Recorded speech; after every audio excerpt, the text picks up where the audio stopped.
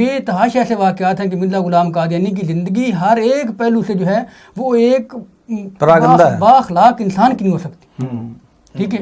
نہ مرزا غلام قادیانی کی زندگی کے اوپر نظر ڈالی جائے تو نہ اس کے اندر کوئی شرم و حیا ہے, نہ اس کے اندر محرمات کا کوئی احترام ہے. لیکن مرزا غلام قادیانی کی جب سیرت کے اوپر ہم نظر کرتے ہیں تو سیرت الماضی میں یہ حوالہ لکھا ہوا پایا جاتا ہے. مرزا غلام قادیانی کی ایک نہیں کئی ملازمائیں تھیں جو مرزا غلام قادیانی کو دباتی, اس کی خدمت کرتی. یہی جب حوالے جات ہم نے سیرت الماضی, کیونکہ جامعہ احمدیہ میں سیرت الماضی ہمیں نہیں پڑھائی جاتی, سیرت الماضی کا ایک صفحہ بھی جامعہ احمدیہ کے سلیبس میں شامل نہیں ہے. وہ میرے خیال اگر کر دیں تو وہ تو سارا وہ تو جامعہ احمدیہ ان کا سارا ہی مسلمان ہو جائے گا شروع میں. جب جامعہ احمدیہ کے اندر یہ حوالہ جات, اس کے بعد جب ہم نے اسلام کی طرف جستجو کی, یار اسلام آخر کیوں, قادیانی کافر کیوں,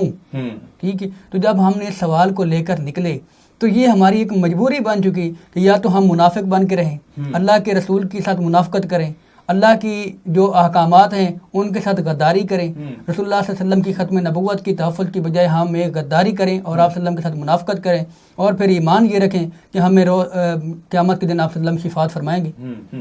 تحفظ ختم نبوت, ناموس رسالت, رد قادیانیت, حالات حاضرہ اور دیگر اہم ملکی و بین الاقوامی موضوعات پر مبنی مستند اور معلوماتی پروگرامز دیکھنے کے لیے KTV آفیشیل کے YouTube چینل کو سبسکرائب کیجیے.